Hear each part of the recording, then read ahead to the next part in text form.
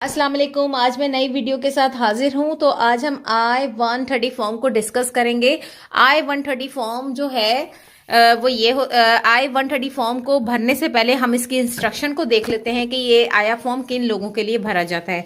I-130 form जो है आप अपने स्पाउस के लिए, आप अपने अनमैरिड चिल्ड्रन जो कि अंडर 21 एज के हैं उनके लिए भर सकते हैं, या फिर आप अपने अनमैरिड सन और डॉटर जो कि एज हो उनकी 21 साल या उससे भी बड़े, तो आप बुला सकते हैं उन्हें।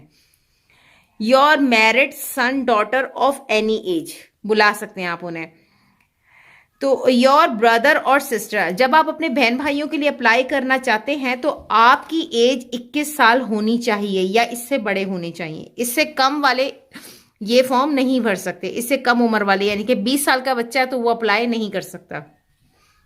योर फादर और मदर, आप अपने माँ बाप को बुला सकते हैं, तब भी आपकी एज 21 साल होनी चाहिए। ये हमने एक पॉइंट डिस्कस कर लिया। इसके अलावा कहते हैं if you are a lawful permanent resident of United State you must file a separate form I-130 for each eligible relative. You may file I-130 आप अपने स्पाउस के लिए, योर अनमैरिड चिल्ड्रन और योर अनमैरिड सन और daughter. तो ये हो गया। अब आपने I-130 फॉर्म भरने से पहले आपको क्या क्या चीजें चाहिए होती हैं। तो इसमें कोई इतनी खास चीजें नहीं चाहिए होती हैं। आपको सिंपल सा जिसको भी आपने बुलाना है, ठीक है, बिलफर्ज के मैं अपने भाई को बुलाना चाहती हूँ तो मेरे भाई का बर्थ सर्टिफिकेट चाहिए मुझे, ठीक है। और अगर वो मैरिड है तो उसका मैरिज सर्टिफिकेट भी चाहिए, फिर उसके साथ उसकी बीवी का भी बर्थ सर्टिफिकेट चाहिए, और इसके अलावा अगर उनके बच्चे हैं तो उन तमाम लोगों के भी बर्थ सर्टिफिकेट चाहिए। ये मैंने भाई और बहन के हवाले से दोनों का बता दिया है। अगर आप अपनी बीवी को बुलाना चाह रहे हैं तो आपकी बीवी का बर्थ सर्टिफिकेट भी आपको चाहिए और उसका मैरिज सर्टिफिकेट आपका यानी कि आप दोनों का मैरिज सर्टिफिकेट भी चाहिए, ठीक है। अगर आपकी बीवी के भी बच्चे हैं वहां पर तो फिर आपने, और वो क्योंकि आपको पता है कि अगर आप अमेरिका में यूएस सिटीजन है तो आपका बच्चा ऑटोमेटिकली यूएस सिटीजन होता है, लेकिन कुछ प्रोसेस होते हैं उसकी वजह से वो प्रोसेस जो है लंबा, आपको एविडेंस शो करने पड़ते हैं कि आपका ही वो बच्चा है। तो बस ये जरा लेकिन अगर सिर्फ बीवी है और अभी आपकी शादी हुई और फौरन आप अप्लाई करना चाह रहे हैं तो फौरन अप्लाई कर दें। कोशिश ये करें कि अगर आपने अप्लाई किया तो जो बेबी है वो अमेरिका ही में आके पैदा हो, वरना जो है प्रोसेस जो है लंबा हो जाता है। अच्छा जी, अब बस ये तो मैंने आपको बता दिया कि बर्थ सर्टिफिकेट आपको उसका चाहिए। अब आपको क्या है कि आपको भी अपना प्रूफ करना है कि आप यूएस सिटीजन हैं, तो आपको सर्टिफिकेट ऑफ सिटीजनशिप चाहिए और आपका पासपोर्ट चाहिए। तो ये दो चीजें आपको चाहिए होती है, इसके अलावा कुछ भी नहीं चाहिए होता। इसके अलावा जो है अगर कुछ प्रॉब्लम आती है, जैसे कि फॉर एग्जांपल जैसे कि मैंने मेरी ममा का अप्लाई किया था, वो अप्रूव हो गया केस, और मैं आपको यही मशवरा दूंगी कि आप किसी वकील के चक्करों में ना फंसें और आप इस फॉर्म को खुद भरें, ठीक है। वो जब केस उन तक जाता है और अगर उसमें कुछ होता है या उनको मजीद उनको चाहिए होता है यानी कि प्रूफ चाहिए होते हैं तो वो आपको बता देते हैं कि आपको ये चीज़ें चाहिए, ठीक है। तो अब मैं जैसे कि मैं पहले फॉर्म भरना बताती हूँ, फिर उसके बाद लास्ट में बताऊंगी कि जैसे मेरी मदर का केस था उसमें क्या हुआ।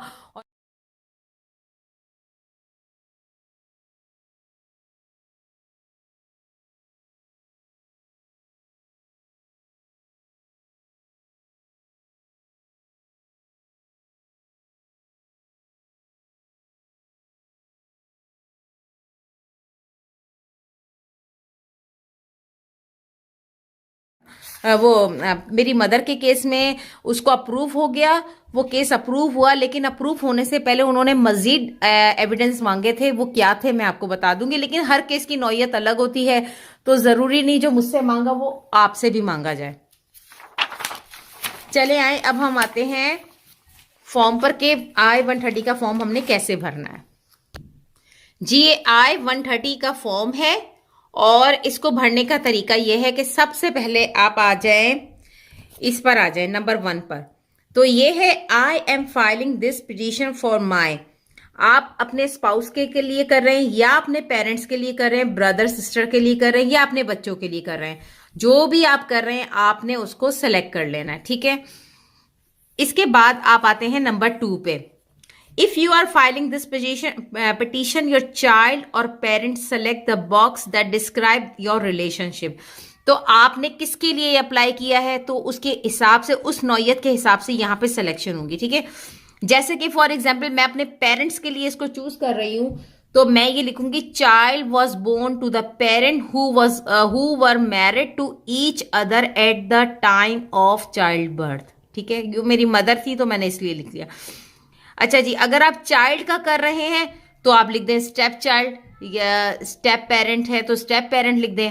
ये पेरेंट भी पेरेंट के लिए भी हो सकता है कि वो आपके स्टेप पेरेंट्स हैं या रियल पेरेंट्स हैं। अच्छा, child was born to the parent who were not married to each other at the time of child birth. तो अगर वो बच्चा जो है पैदा हुआ है और उस वक्त उनके वालिदैन आपस में शादीशुदा नहीं थे तो ये सेलेक्ट किया जाएगा। चाइल्ड वॉज अडॉप्टेड, तो अगर चाइल्ड अडॉप्टेड है तो फिर वो यहाँ आप सेलेक्ट करेंगे। तो डिपेंड करता है कि क्या है, किसके लिए किया जा रहा है। If the beneficiary is your sister or brother, are you related by adoption. तो अगर आप अडॉप्शन वाला सेलेक्ट करते हैं कि हाँ भाई आप अडॉप्टेड हैं, तो आपको यहाँ पे अडॉप्शन पेपर भी साथ में लगाने होंगे। तो डिपेंड करता है कि आपकी सिलेक्शन यहाँ पे क्या है, ठीक है। यहाँ पर आपने ब्रदर और सिस्टर का किया है तो आपका रिलेशन उनसे कैसा है, क्या आप अडॉप्टेड हैं या फिर आप यानी कि खूनी रिश्ता है आपस में। तो अगर आपका रिलेशन, अगर आप बहन भाइयों का कर रहे हैं तो अगर आप यू आर अडॉप्टेड तो यस लिखेंगे और नहीं है तो नो कर देंगे। Did you gain the lawful permanent resident status और सिटीजनशिप थ्रू अडॉप्शन। अगर आप आपने यहाँ पे यस किया है तो अडॉप्शन जो हुई है थ्रू, यानी कि इस पे देखा जाएगा कि लॉफुल परमानेंट रेसिडेंट स्टेटस है आपका क्या है और आपको सिटीजन अडॉप्शन के थ्रू मिली है क्या है। यस और नो में इसका जवाब होगा। हम आ जाते हैं पार्ट 2 पर, इंफॉर्मेशन अबाउट यू। आप फाइल कर रहे हैं तो आपका एलियन नंबर आएगा, आपकी USCIS ऑनलाइन अकाउंट नंबर आएगा और आपका सोशल सिक्योरिटी नंबर आएगा। योर फुल नेम, आपका फुल नेम आएगा। फुल नेम में आपका लास्ट नेम, अगर फर्स्ट नेम है, और मिडिल नेम जो भी है उस हिसाब से आप भर लेंगे। ये हमारा हुआ पेज नंबर 1 मुकम्मल। हम आते हैं पेज नंबर 2 पर। जी, ये पेज नंबर 2 है, information about you. Other name आपका यूज होता है तो आप लिखेंगे, और अगर आपका एक ही नाम है जो आपका यूज होता है तो आप वही पीछे जो आपने लिखा है लिख देंगे। अगर नहीं है तो इसको खाली छोड़ दें। इन अदर इंफॉर्मेशन में आपका टाउन और विलेज क्या है, यानी कि आप कहाँ पे पैदा हुए, बर्थ में आपकी बर्थ ऑफ टाउन और सिटी क्या है वो आपने लिखना है। कंट्री ऑफ बर्थ आपकी क्या है, डेट ऑफ बर्थ आपकी क्या है, और आपका सेक्स क्या है, मेल है या आप फीमेल हैं। मेलिंग एड्रेस आप लिखेंगे यहाँ का, जहां से, यानी कि आप अमेरिका में रह रहे हैं तो आपका एड्रेस अमेरिका का आएगा। यहाँ पर आप यहाँ पे अपना नाम लिखेंगे, in the care of name आप अपना नाम लिखेंगे, स्ट्रीट नंबर लिखेंगे, नंबर यहाँ पर, और इसके बाद अगर आप अपार्टमेंट से या जिस तरह का भी है तो ये करेंगे। सिटी लिखेंगे, टाउन लिखेंगे, स्टेट लिखेंगे, जिप कोड डालेंगे, और यहाँ तो प्रोविंस और पोस्टल कोड नहीं होता, कंट्री होता है, तो यहाँ पे आप कंट्री लिख देंगे। इफ आपका मेलिंग एड्रेस और फिजिकल एड्रेस सेम है तो यस कर दें, और अगर अलग है तो नो कर दें। अगर आपने यस कर दिया तो आपको ये वाला भरने की जरूरत नहीं है, लेकिन अगर डिफरेंट है तो फिर आप भरेंगे, ठीक है। तो यहाँ पे भी एड्रेस आ जाएगा। अगर फिजिकल एड्रेस और भी हैं आपके, दो हैं, अलग अलग हैं, जितने भी हैं वो आप इसमें डाल देंगे। योर मैरिटल इन्फॉर्मेशन, आप अपनी इन्फॉर्मेशन, मैरिटल इन्फॉर्मेशन है, how many time have you been married, तो आपने कितनी दफा आपकी शादी हुई है वो आप लिखेंगे।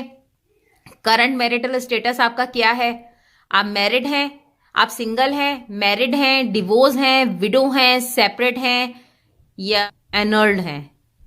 हम पेज नंबर 3 पे आ जाते हैं। पेज नंबर 3 में आपसे पूछा जा रहा है डेट ऑफ करंट मैरिज, आप अपनी करंट मैरिज की डेट लिखेंगे, जो आपका मैरिटल स्टेटस है, अगर आप मैरिड हैं, और आपकी करंट मैरिज की डेट आपने डाल देनी है, ठीक है। Place of your current marriage, आपकी शादी कहाँ पे हुई वो जगह आप लिख देंगे।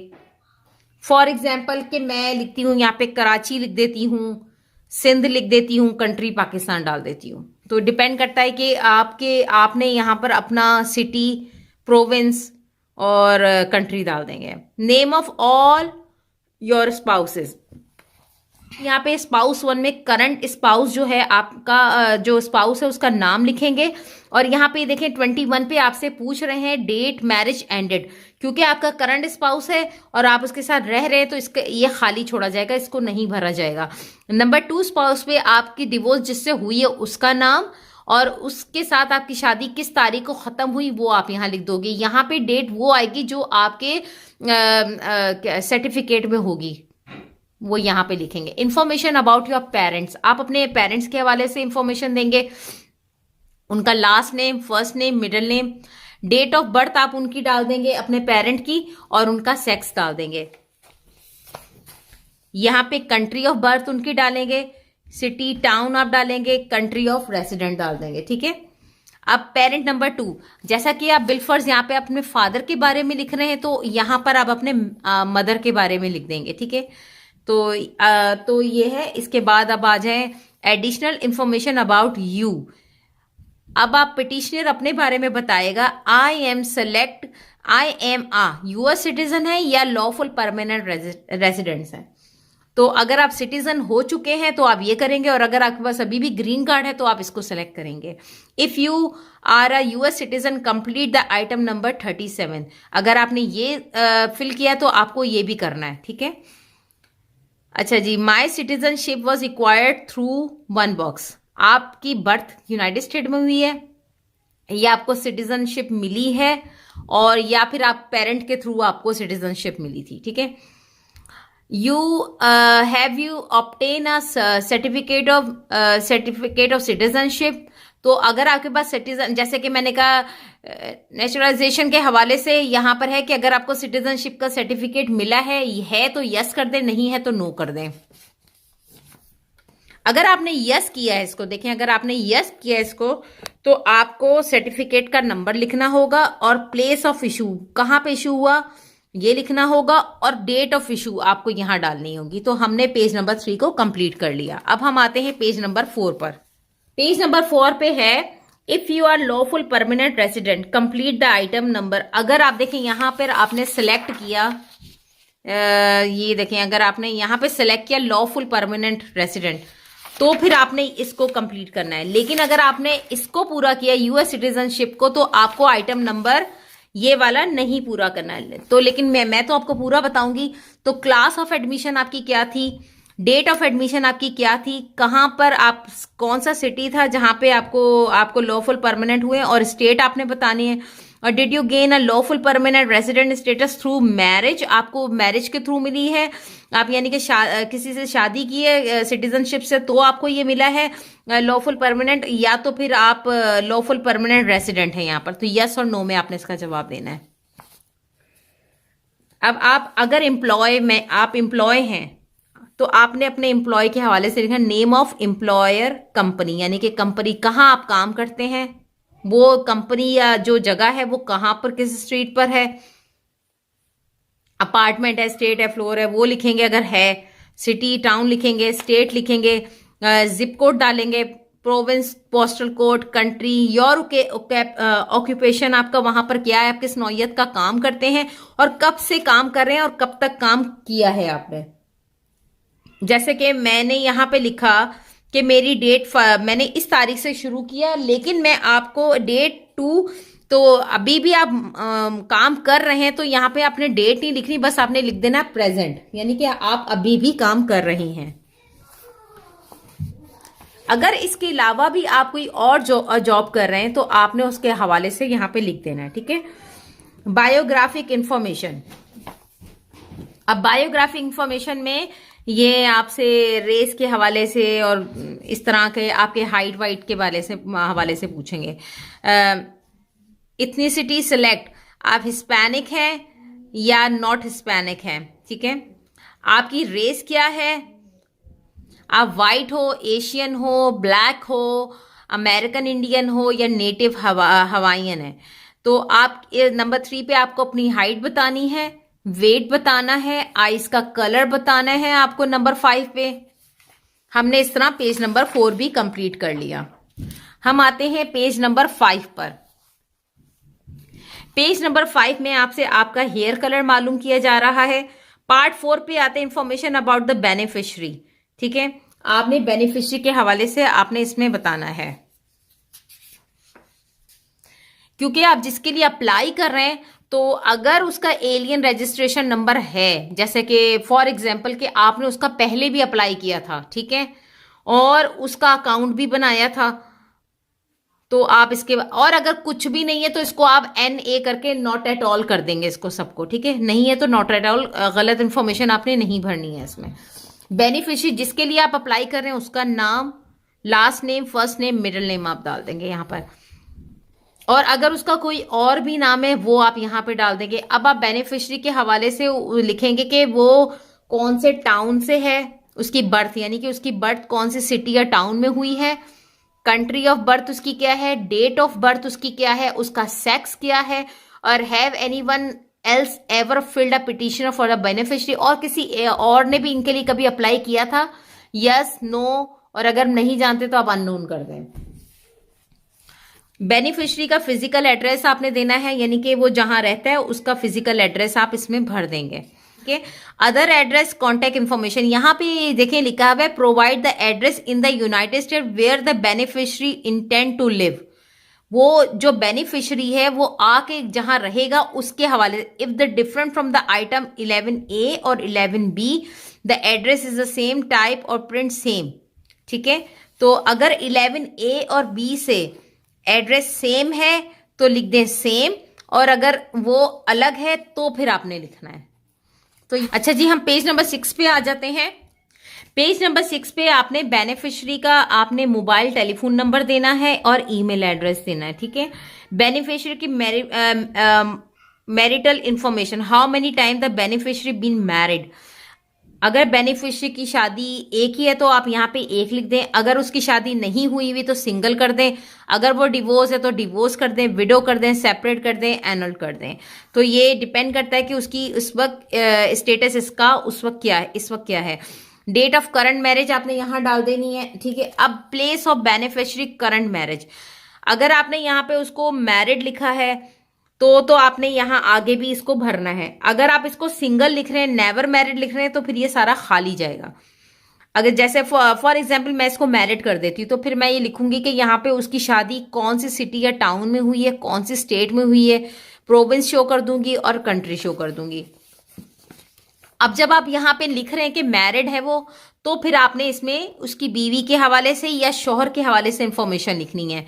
ठीक है, यहाँ पर आपने उसका अगर बीवी अप्लाई करी शौहर के लिए तो शौहर का नाम लिखेगी, last name, first name, middle name, और डेट ऑफ यहाँ पे क्योंकि वो करंट इसका शौहर है तो आप यहाँ पे डेट एंडेड मैरिज की कुछ नहीं डालेंगे।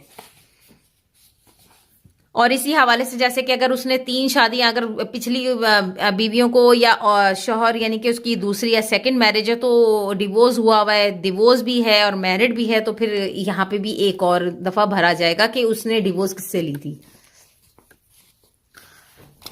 इंफॉर्मेशन अबाउट द बेनिफिशियरी की फैमिली, बेनिफिशियरी फैमिली, अगर आप जैसे कि फॉर एग्जाम्पल के एक आदमी ने अपनी बीवी के लिए अप्लाई किया और उसके बच्चे भी वहां पर हैं तो फिर वो यहाँ पर बच्चों की इंफॉर्मेशन डालेगा, या फिर उसने एक ऐसी औरत से शादी की है जिसका पहले से बच्चा है तो वो और वो बच्चा जो है अंडर 16 है तो भी वो ये यहाँ इस कॉलम में भरेंगे तो बच्चा ऑटोमेटिकली माँ के साथ यूएसए आ जाएगा।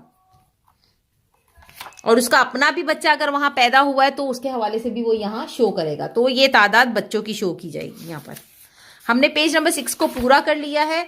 अब हम आ जाते हैं पेज नंबर 7 में। मजीद उन्होंने और कॉलम दिया है, जैसा कि मैंने आपसे कहा था ना कि तादाद में 1 2 3 यानी कि फैमिली के हवाले से उसके बच्चे, तो उन्होंने 5 कॉलम बना दिए हैं। तो हो सकता है 5 हो, 2 हो, 3 हो, 1 हो बच्चा, तो जितने बच्चे हैं उतनी तादाद के हवाले से हम इसको भर देंगे। बेनिफिशियरी की entry information, was the beneficiary ever entered in the United state, अगर वो कभी यहां पर आए हैं तो उसके हवाले से लिख दें यस, और नहीं आए तो no.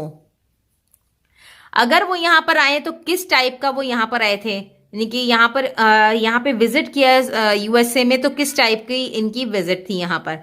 Form I-94 arrive departure record number भी देना है, तो यहाँ पर आपने फॉर्म के हवाले से यहाँ पे एक रैकेट नंबर होगा, वो यहाँ पर आ जाएगा। डेट ऑफ अराइवल के किस तारीख को यहाँ पे यूएसए में आए थे, और डेट अथोराइज स्टे एक्सपायर्ड, और यहाँ पे कितनी देर तक ठहरे हैं, और तो उसकी लास्ट डेट आपने यहाँ पे लिख देनी, और पासपोर्ट का नंबर भी आएगा यहाँ पर। ट्रेवल डॉक्यूमेंट नंबर आएगा यहाँ पर, अगर है country of issuing for the passport और ट्रेवल डॉक्यूमेंट, तो कहाँ से कंट्री, कौन सी कंट्री से उन्हें ट्रेवल डॉक्यूमेंट मिले उसके हवाले से।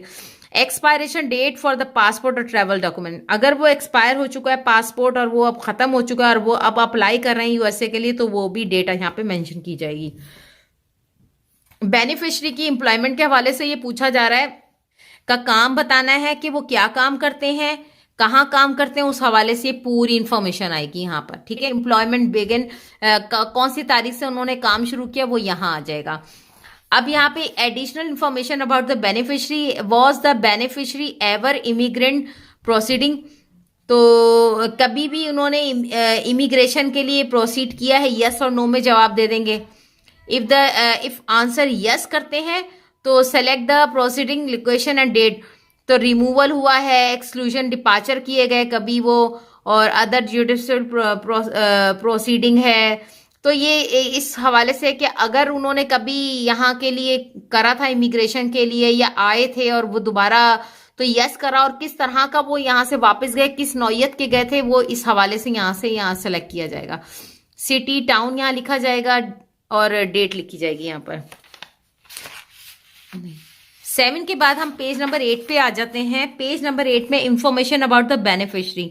If the beneficiary native written language does not use Roman letter type the, यहाँ पर अपने रोमन लैंग्वेज में आप अपना नाम लिख सकते हैं, जैसे कि बेनिफिशियरी जो है does not use the Roman letter type और प्रिंट हिज नेम और foreign address in their native writing language, अपनी लैंग्वेज में वो यहाँ पे लिख सकता है। If filing for your spouse, provide the last address at which you physically live together, ठीक है। आप अगर अपने स्पाउस के अपने स्पाउस के लिए कर रहे हैं तो आप वहां पर कौन सी जगह पे एक साथ रहे हैं उस जगह के बारे में आपने लिखना है। If you never live together type print never live together, अगर नहीं रहे एक साथ कभी भी तो आपने नेवर लिव टुगेदर यहां लिख देना है। If the beneficiary is in the United States and will apply for the adjustment of the status so that the lawful permanent resident at the citizenship immigration office in, यहाँ पे आ जाते हैं other information में है कि अगर आपने कभी भी पहले जिसको बुला रहे हैं उसको पहले भी अप्लाई किया था उसके लिए, तो फिर आपने यस और नो में इसका जवाब दे देना है। और अगर आप यस करते हैं इसको डेट ऑफ फाइलिंग और उसका रिजल्ट क्या था वो आपने यहाँ पे बताना है। जैसे कि यहाँ पर आपने इनके लिए अप्लाई, उनका नाम आ जाएगा और वो कहाँ थे, किस स्टेट में थे, उस हवाले से आपने लिखना है। अदर रिलेशन आपका उनसे क्या है।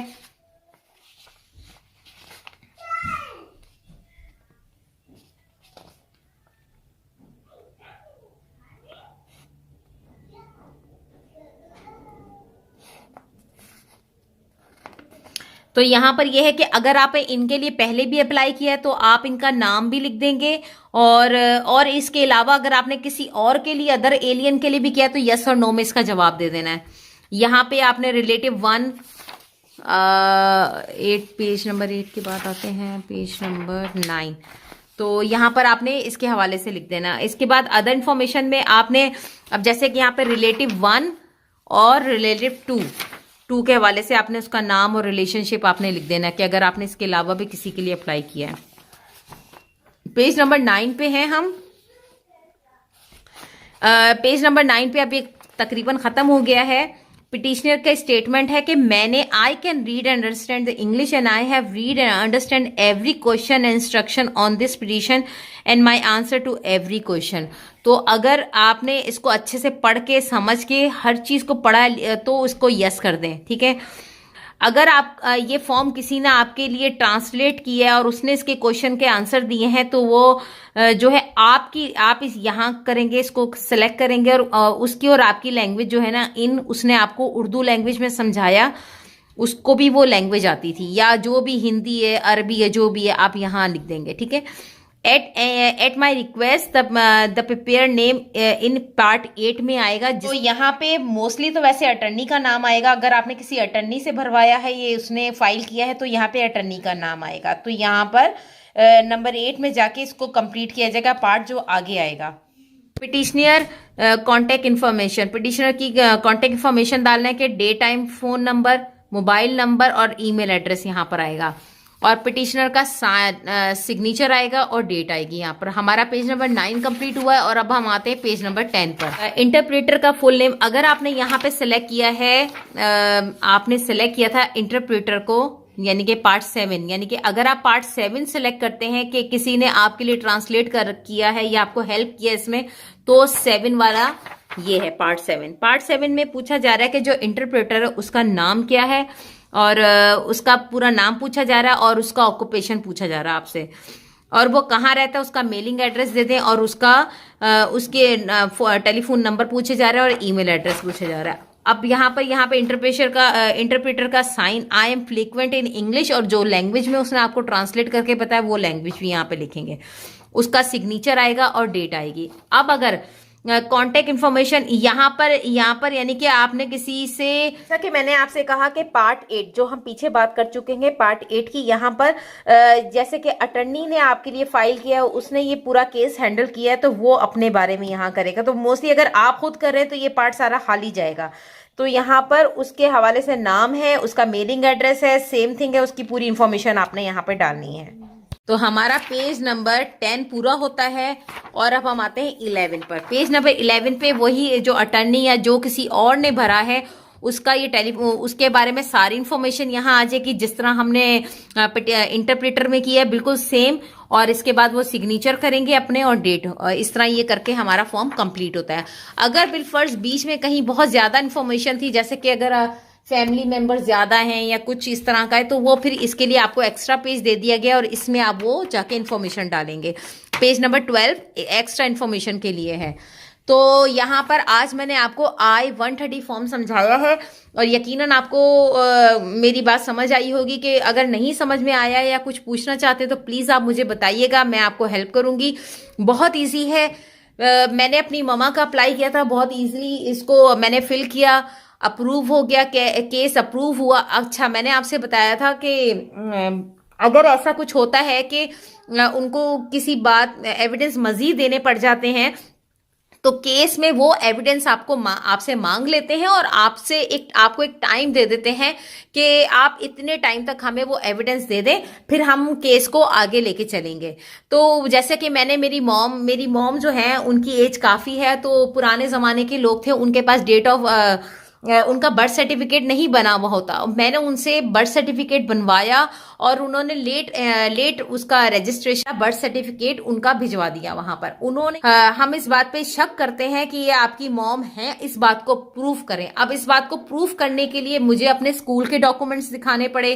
फिर उन्होंने ऐसे 2 लोगों को चूज किया जो उनको जानते थे उनके बचपन से। उन्होंने इस बात की उन्होंने एफिडेविट बनवाया और उस पे उन्होंने गवाही दी वहां पर कि ये जो है इनकी डेट ऑफ बर्थ ये सही है और ये इनका नाम है और वो जानते हैं इनको।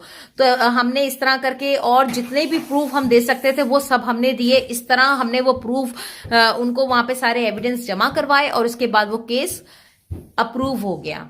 तो बहुत आसान है भरना, प्लीज आप जरूर भरें और वकील के चक्करों में ना फंसे, इतनी बड़ी बड़ी फीसें ना दें, आसानी से काम हो जाता है। अस्सलाम वालेकुम।